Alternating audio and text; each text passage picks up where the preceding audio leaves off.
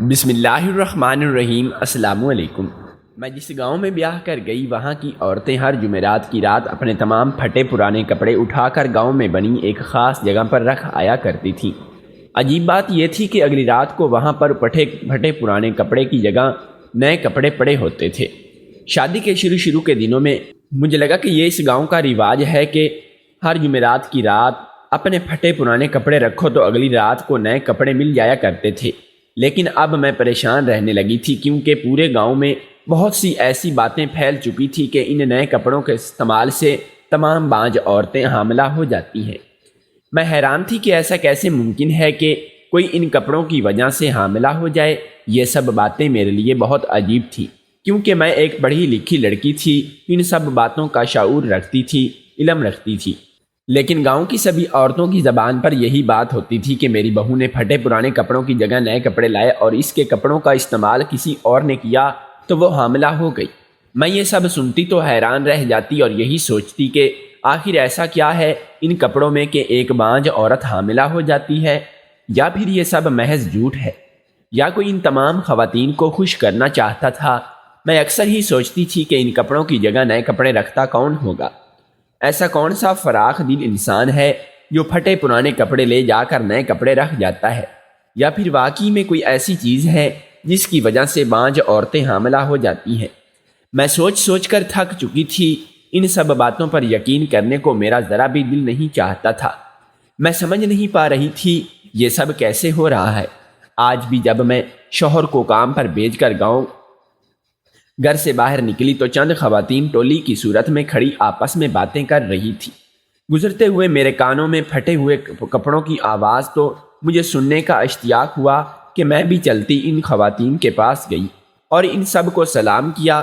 سلام کا جواب دے کر وہ خواتین دوبارہ سے شروع ہو چکی تھی۔ تم نے سنا کہ فلاں عورت کی بہو ان کپڑوں کی کرامت کی وجہ سے حاملہ ہو گئی ہے؟ میں نے تو سنا تھا کہ وہ بھی گئی تھی جمعرات کی رات کو پھٹے پرانے کپڑے رکھنے، اور دیکھو چند ہی دنوں بعد اس کے حاملہ ہونے کا پتہ چل گیا۔ میں یہ سب اپنے کانوں سے سن رہی تھی۔ مجھے یقین ہی نہیں ہو رہا تھا کہ وہ خواتین کپڑوں کی کرامات کا ذکر کر رہی ہیں۔ میں الجھے ذہن کے ساتھ گھر واپس آ گئی۔ میرے دماغ میں سوال گردش کر رہے تھے کہ کپڑوں کی کرامت کی وجہ سے یہ سب کیسے ممکن ہے؟ کیا واقعی میں سب وجود رکھتا ہے کہ یا پھر کوئی شخص گاؤں والوں کے جذبات کے ساتھ کھیل کر انہیں الو بنا کر اپنا مطلب نکال رہا تھا؟ یہ سب باتیں میری سوچ سے بالاتر تھیں۔ میں حیران تھی کہ آج کی سائنسی دور میں لوگ ان سب باتوں پر یقین رکھتے ہیں۔ کچھ لوگ کہتے تھے کہ پھٹے کپڑے پہننے والی حاملہ ہو جاتی ہے، تو کچھ کہتے تھے کہ جو لڑکی وہاں سے اگلے روز نئے کپڑے پہنتی ہے وہ حاملہ ہو جاتی تھی۔ اس جگہ پر کمواری لڑکیوں کا جانا سختی سے منع تھا۔ یہی چیز میری سمجھ سے باہر تھی۔ میں آخر کس کی بات کو سچ مانتی اور کس کی بات کو جھوٹ؟ لیکن گاؤں کے لوگ زیادہ تر پڑھے لکھے بھی نہیں تھے، تو پھر ان کا ان سب باتوں پر یقین کرنا بھی ایک عام سی بات تھی۔ میں خود سے ہی سوال کرتی جواب دیتی جا رہی تھی۔ یوں ہی کچھ دن گزر گئے اور یہ سب چلتا رہا۔ اب جمعرات کی رات کو کپڑے رکھنے جانے والی خواتین کی تعداد زیادہ ہوتی جا رہی تھی۔ وہ عورتیں نئے کپڑے ملنے کی وجہ سے بہت خوش ہو جاتی۔ جب بھی وہ خواتین مجھے نئے کپڑے لا کر دکھاتی تو میں ان کپڑوں کو دیکھ کر حیران ہو جاتی تھی۔ ہر جوڑا ایک سے بڑھ کر ایک خوبصورت ہوتا تھا۔ وہ تمام جوڑے مہنگے اور اچھے ہوتے تھے۔ مجھے یہ سب بہت ہی عجیب لگتا تھا۔ میں حیران ہوتی تھی کہ آخر یہ سب کیسے ہو رہا ہے؟ ان سب چیزوں کے پیچھے کون ہے؟ کیا یہ عورتیں کسی سازش کا حصہ ہیں؟ کیا کپڑوں کے بدلے ان کو کوئی اور قیمت چکانی پڑتی ہے؟ میرے ذہن کے منفی خیالات جنم لے رہنا شروع ہو چکے تھے۔ تجسس کے ساتھ ساتھ اب میں نے پختہ ارادہ کر لیا تھا، اگر کوئی غلط کام کر رہا ہے تو میں اسے سزا دلوا کر رہوں گی۔ میں نے دل ہی دل میں ارادہ کر لیا تھا کہ اب میں اس جگہ پر جا کر رہوں گی اور خود پتہ لگاؤں گی کہ یہ سب کر کون رہا ہے۔ مجھے اب بے صبری سے اگلی جمعرات کا انتظار تھا۔ جیسے جیسے دن گزرتے جا رہے تھے میری بے صبری میں اضافہ ہوتا چلا جا رہا تھا۔ خدا کر کے وہ دن آ پہنچا کہ میں اس جمعرات کی رات کے راز کا پتہ لگواؤں گی۔ سارا دن میں بھی باقی عورتوں کی طرح رات ہونے تک کا انتظار کرتی رہی تھی۔ جیسے ہی رات گہری ہونے لگی میری ساری تیاری بھی مکمل ہوتی جا رہی تھی۔ میں نے شوہر سے بھی اس بارے میں کوئی بات نہیں کی تھی کیونکہ مجھے ڈر تھا کہ کہیں وہ مجھے جانے سے منع نہ کر دے۔ اس لیے جب رات ہوئی تو میں نے دیکھا کہ میرا شوہر گہری نیند سو رہا ہے۔ میں دبے پاؤں بغیر آواز کیے اٹھی اور گھر کا دروازہ کھول کر باہر نکل آئی۔ باہر مکمل اندھیرا تھا۔ میں آنکھیں چھوٹی کیے راستے کو دیکھتی اسی جگہ کی طرف بڑھ رہی تھی، لیکن شاید قسمت کو کچھ اور ہی منظور تھا۔ آدھے راستے میں ہی مجھے کتوں کے بھونکنے کی آواز اپنی طرف آتی سنائی دی تھی۔ ہمارے گاؤں کے قریب ہی ایک جنگل تھا جہاں اکثر شکاری کتے اپنا شکار تلاش کرتے تھے۔ میں نے خوف زدہ نظروں سے اپنی چاروں سمت دیکھا، ہر طرف رات کی سیاہی ہی تھی۔ میں نے قدم واپس جانے کے لیے اٹھائے اور احتیاط کے ساتھ چلتی گھر تک آ گئی۔ ڈیلیکٹ چابی سے دروازہ کھولا اور گھر کے اندر آئی۔ میں نے جیسے ہی کمرے میں قدم رکھا تو میرے ہوش اڑ گئے۔ وہاں کوئی بھی نہیں تھا، جبکہ میں خود اپنے شوہر کو سوتا چھوڑ کر گئی تھی۔ مجھے لگا کہ جیسے میرے شوہر کو میرے اس جگہ پر جانے کا پتہ چل گیا ہے۔ اب کیا ہوگا؟ کہیں وہ میری تلاش کے لیے تو نہیں نکل گیا؟ مجھے صحیح معنوں میں ڈر لگنے لگا تھا۔ بھلے سے میرا شوہر شکی مزاج کا مالک نہیں تھا، لیکن اگر وہ بھی آدھی رات کو اپنی بیوی کو گھر سے غائب ہو پائے گا تو ظاہر ہے کہ کہیں نہ کہیں اسے بھی شک تو ہوگا ہی۔ میری بیوی اتنی رات کو کہاں گئی ہے؟ میرا ذہن بالکل بند ہو چکا تھا۔ مجھے سمجھ نہیں آ رہی تھی کہ میں اپنے شوہر سے اب کیا کہوں گی۔ میں ہرگز یہ بات برداشت نہیں کر سکتی تھی میرے اور میرے شوہر کے رشتے کے درمیان شک کی ذرا بھی گنجائش ہو۔ میں نے سوچا کہ شوہر کے واپس آنے سے پہلے ہی میں سو جاؤں، اسی لیے میں لیٹ گئی۔ صبح میرا شوہر بہت ہی اطمینان سے بیٹھا ناشتہ کرتا رہا تھا، جبکہ میں پریشان تھی کہ کہیں میرا شوہر مجھ سے ناراض تو نہیں ہے۔ میں نے ڈرتے ڈرتے اپنے شوہر کو پچکارا، عمیر کل رات کو آپ کہاں تھے؟ میں نے یہ پوچھنے کے بجائے کہ تم مجھ سے ناراض ہو تو نہیں، یہ پوچھنا بہتر سمجھا تھا کہ وہ کہاں تھا رات کو۔ میرے پوچھنے پر اس کا ہاتھ ایک لمحے کے لیے رکا تھا۔ اس کے چہرے پر آتے جاتے رنگوں کو میں نے بہت غور سے دیکھا تھا۔ میں وہ رات کو ایک ضروری کال تھی وہی سننے گیا تھا۔ باہر تھوڑ کر اس نے ایک جملہ مکمل کیا تھا۔ مجھے حیرانی ہوئی تھی کہ اتنی رات کو اسے کون کال کر سکتا تھا۔ مجھے بالکل بھی اس کی بات پر یقین نہیں تھا۔ میں نے پھر کہا کہ آپ اندر کمرے میں ہی بات کر لیتے، تو پھر وہ جھوٹ بول گیا کہ اندر سگنلز نہیں تھے، جبکہ رات کو میں نے اپنے شوہر کا فون اس کے بستر پر پڑا دیکھا تھا۔ مجھے شک ہوا کہ وہ مجھ سے کچھ چھپا رہا ہے، کہیں وہ مجھے دھوکہ تو نہیں دے رہا۔ میں نے مشکوک نظروں سے اپنے شوہر کو دیکھا، جبکہ وہ سر جھکائے ناشتہ کرتا جا رہا تھا۔ میں سارا دن اسی بارے میں سوچتی رہی تھی کہ میرے شوہر نے مجھ سے جھوٹ کیوں بولا۔ وہ اتنی رات کو کس سے ملنے گیا تھا؟ کچھ لمحوں کے لیے ہی صحیح میرے ذہن سے کپڑوں والی بات نکل چکی تھی۔ شام کو چند خواتین میرے گھر پر آئی تو پھر سے وہی بات شروع ہو چکی تھی۔ بہت سی خواتین بھی کل رات کو اسی خاص جگہ کی تھی اور اپنے پرانے کپڑے رکھ کر آئی تھی۔ میں ان سب باتوں کا سن کر بیزار ہو چکی تھی۔ مجھے کچھ سمجھ نہیں آ رہا تھا کہ میں کیا کروں۔ کل رات بھی میں ناکام ہو گئی تھی۔ میں یہی سب سوچ رہی تھی کہ میں نے عورتوں کو یہ کہتے سنا کہ اس خاص جگہ پر مرد نہیں جا سکتے۔ میں ان کی یہ بات سن کر چونک گئی تھی۔ مجھے حیرت ہوئی کہ یہ آخر ایسی بھی کیا بات ہے کہ وہاں پر مرد نہیں جا سکتے۔ میں ایک دم سے پریشان ہو گئی تھی۔ میرا دماغ تیزی سے کام کرنے لگا تھا۔ جو خیال میرے ذہن میں آیا وہ مجھے چونکا گیا تھا۔ میری سوچ کے گھوڑے اب ایک اور سمت دوڑنے لگے تھے۔ کچھ روز یوں ہی گاؤں کی فضا مجھے عجیب لگنے لگی تھی۔ میں ہر وقت یہ سوچتی رہتی تھی کہ آخر اتنے سارے کپڑے آتے کہاں سے ہوں گے؟ ایسی بھی کیا بات ہے اس گھر میں، اس جگہ میں کہ وہاں مرد نہیں جا سکتے؟ کہیں یہ سب کوئی ناٹک تو نہیں تھا، یا کوئی شخص محض اپنی تفریح کے لیے یہ سب کرنا، یا پھر کوئی گاؤں کے لوگوں کو گمراہ کرنا چاہتا تھا؟ میں سوچ کر تھک چکی تھی۔ میرے دماغ کی رگیں پھٹنے کو آن پہنچی تھی۔ میں نے ایک بار پھر اسی جگہ جانے کا سوچ لیا تھا۔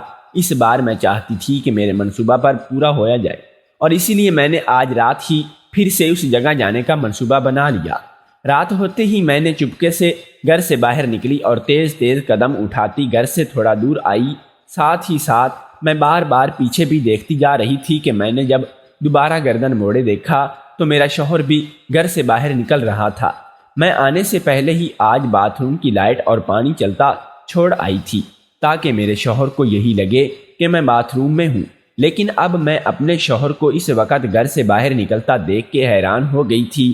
میں جلدی سے ایک درخت کے پیچھے چھپ کر بیٹھ گئی اور اپنے شوہر پر نظر رکھنا شروع کر دی۔ میں نے دیکھا کہ میرا شوہر اسی طرف جا رہا ہے۔ وہ ذرا سا مجھ سے آگے نکلا تو میں بھی دبے پاؤں بغیر آواز کیے اس کے پیچھے پیچھے چلنے لگ گئی۔ چلتے چلتے وہ ایک گلی کی طرف مڑ گیا۔ میں نے بھی قدم تیز کر لیے، لیکن میں جیسے ہی مڑی وہاں کوئی بھی نہیں تھا۔ میری آنکھیں پھٹی کی پھٹی رہ گئیں۔ ابھی تو میرا شوہر یہی تھا، پھر اچانک کدھر غائب ہو گیا۔ میں پریشان ہو چکی تھی۔ میں نے اپنے چاروں طرف دیکھا لیکن مجھے کوئی نظر نہیں آیا۔ میں نے آگے بھی جا کر دیکھا لیکن وہاں بھی کوئی نہیں تھا۔ مجھے خوف آنے لگا تھا۔ قریبی جنگل سے آتی جانوروں کی آوازیں مجھے خوف زدہ کر رہی تھیں۔ مجھے خیال آیا کہ کہیں میرا شوہر میرے پہنچنے سے پہلے ہی گھر نہ پہنچ جائے، اس لیے میں واپس آ گئی۔ لیکن مجھے افسوس تھا کہ میں آج بھی اس جگہ نہیں جا سکی۔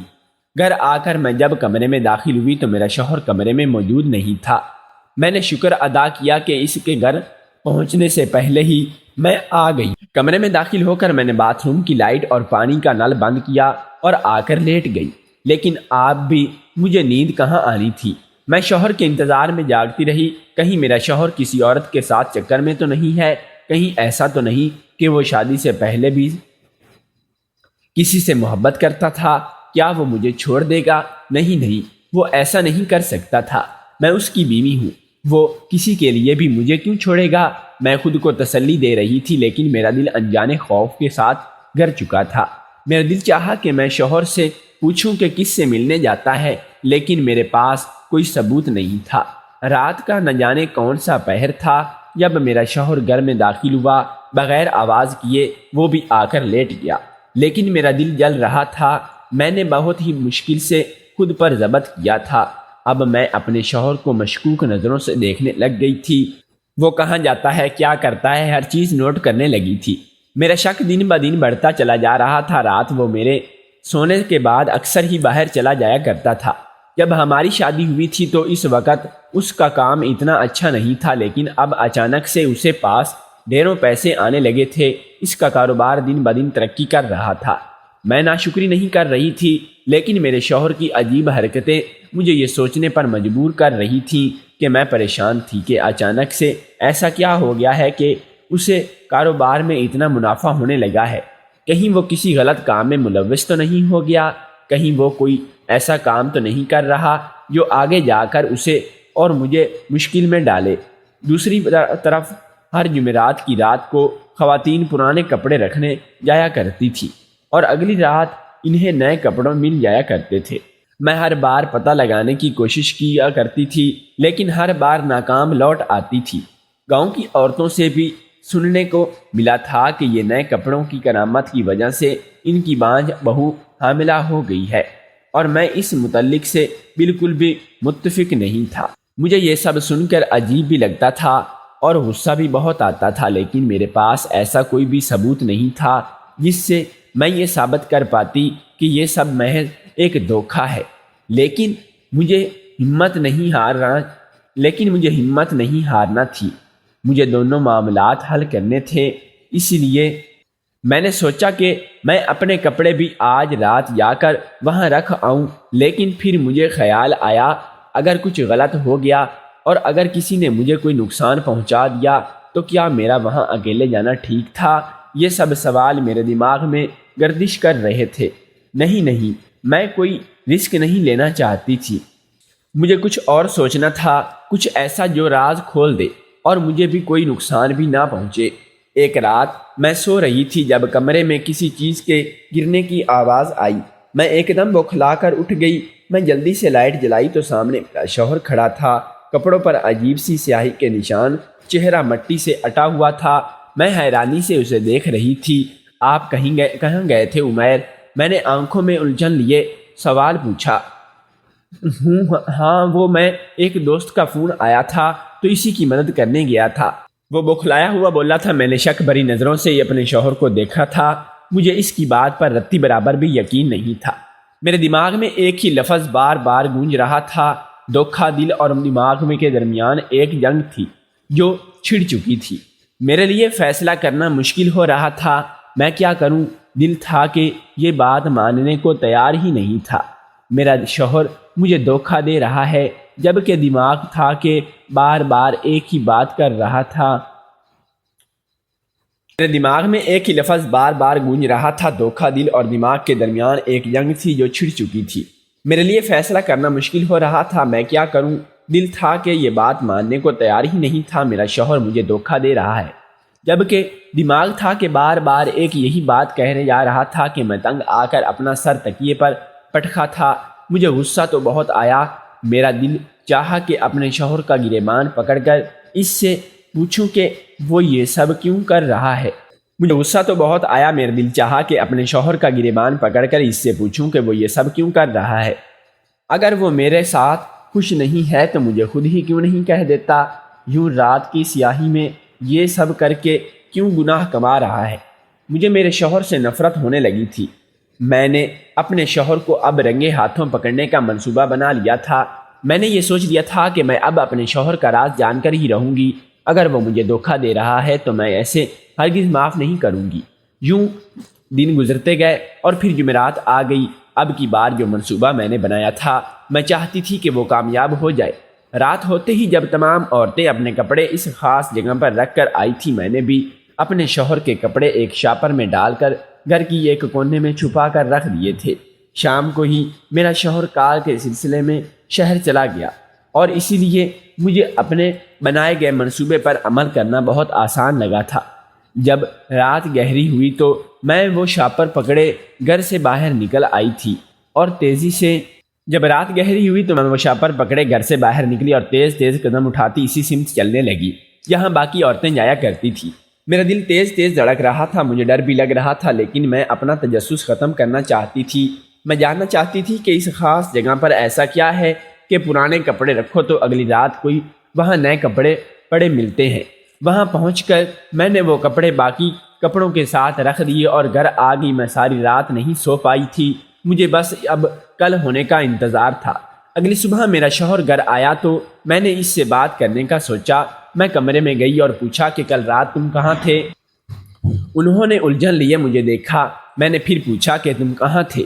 تم جانتے تو ہو کہ میں کام کے سلسلے میں گیا تھا۔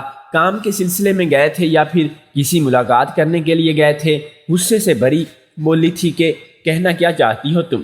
کھل کے بولو، شک کر رہی ہو مجھ پر؟ تم شک کرتی ہو نہیں بلکہ مجھے یقین ہے کہ تم کسی سے ملنے جاتے ہو، دھوکھا دے رہے ہو مجھے۔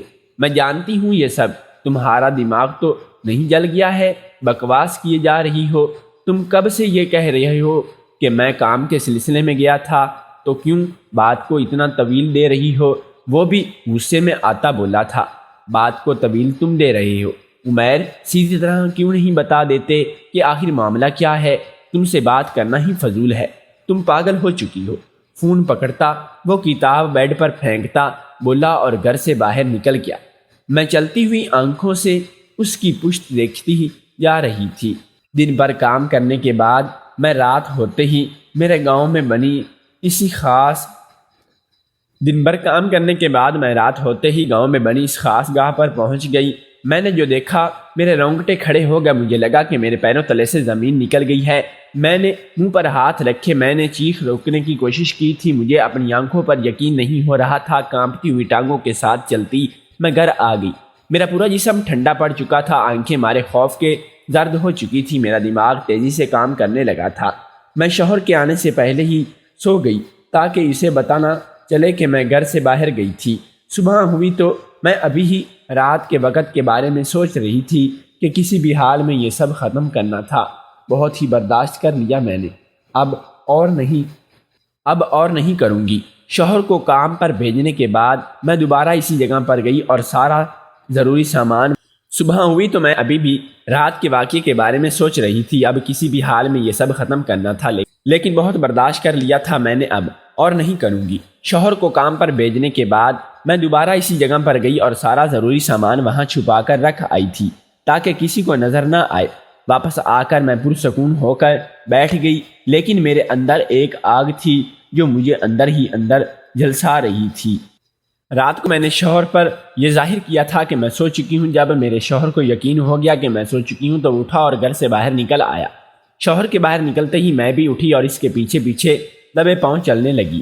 میں اس کے پیچھے پیچھے دبے پاؤں چلتی جا رہی تھی۔ جب میرا شوہر اس خاص جگہ پر پہنچا اور وہ پرانے کپڑے اٹھا لیے، میں اسے یہ سب کرتے دیکھا رہی تھی کہ اس سے پہلے میرا شوہر مجھے دیکھتا کہ میں اپنے موبائل اٹھا کر تیز تیز قدم اٹھائے گھر میں آ گئی۔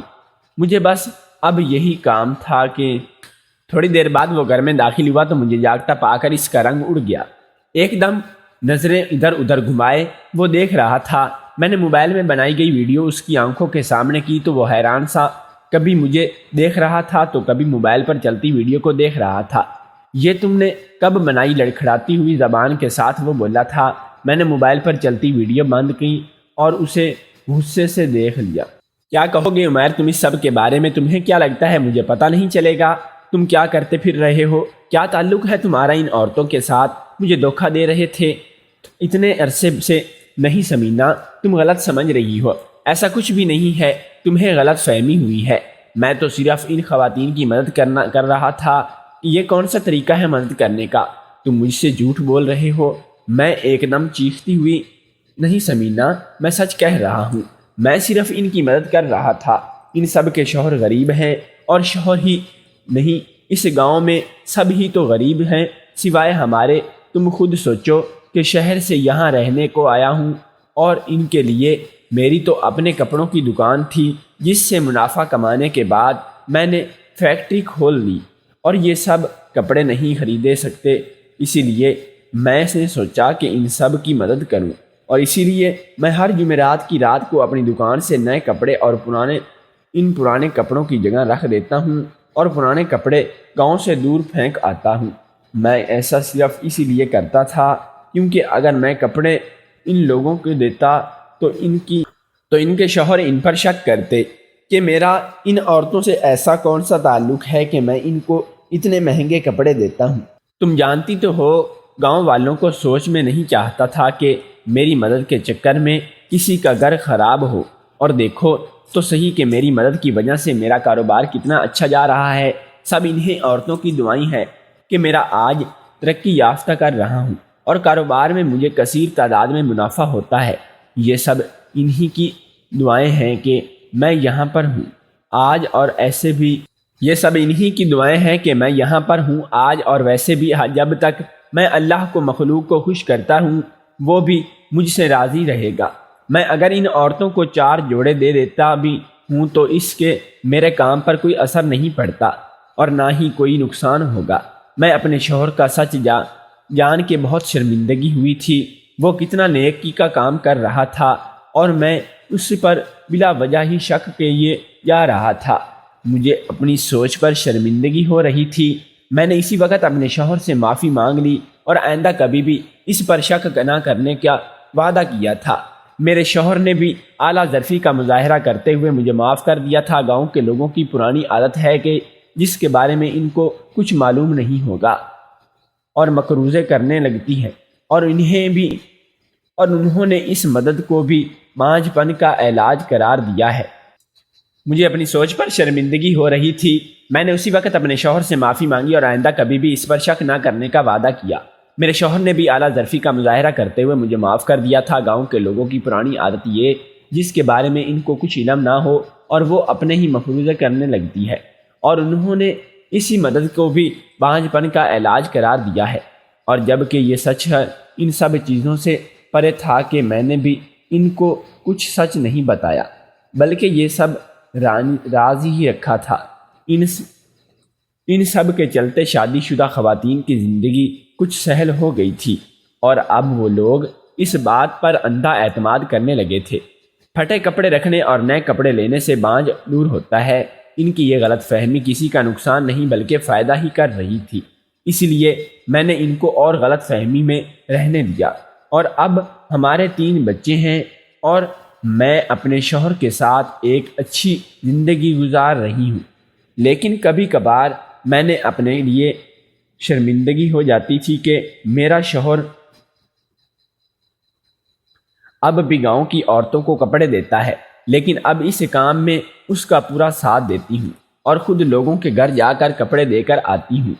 اس سے ان کے شوہروں کو بھی کوئی اعتراض نہیں ہوتا اور وہ خواتین بھی خوش ہو جاتی ہیں، اور یہ سب میں نے اس لیے کیا تھا کہ کیا گاؤں والوں نے اس بات کو اتنا سر پر سوار کر لیا تھا کہ جو سچ میں 5 عورتیں تھیں، کیونکہ گاؤں والوں نے اس بات کو اتنا سر پر سوار کر لیا تھا جو سچ میں 5 عورتیں تھیں، یا کسی کو کوئی مسئلہ ہوتا تو ڈاکٹر کو دکھانے کے بجائے وہ اسی جگہ کے کپڑے پہننے کا مشورہ دیتی تھی۔ اس لیے میں نے شوہر کو کہہ رکھا تھا کہ وہ قصہ ختم کروا دیا تھا۔ اب عورتوں کو مسئلہ ہوتا تو وہ ڈاکٹر کے پاس جاتی تھی۔ یہ سب دیکھتے ہی میں اور میرا شوہر مطمئن تھے۔ ہم شہر شفٹ ہو گئے، لیکن گاؤں میں ہر مہینے کپڑے لڑنی بھجوایا کرتے تھے، بلکہ شوہر نے ان سب کے شوہروں کو اپنی فیکٹری میں نوکری بھی دے دی ہے۔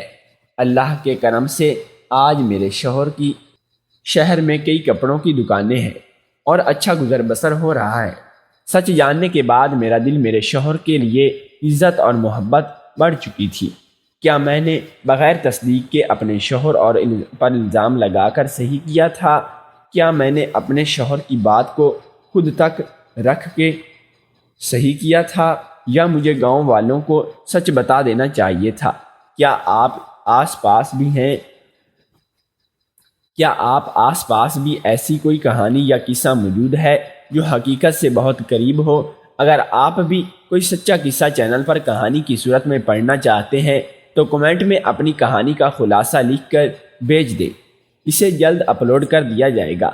اگر ہماری کہانی اچھی لگی ہو تو ہمارے چینل کو سبسکرائب کر لیں اور ساتھ میں موجود بیل آئیکن کی گھنٹی کو دبانا نہ بھولیں۔ اس سے ہماری نئی آنے والی تمام ویڈیوز سب سے پہلے آپ تک نوٹیفیکیشن کے ذریعے پہنچے گی۔ اور اپنے رائے کا اظہار کومنٹ کے ذریعے ضرور دیجیے گا۔ تب تک کے لیے ہمیں اجازت دیجیے، ملیں گے ایک نئی ویڈیو کے ساتھ کل کو۔ اللہ حافظ۔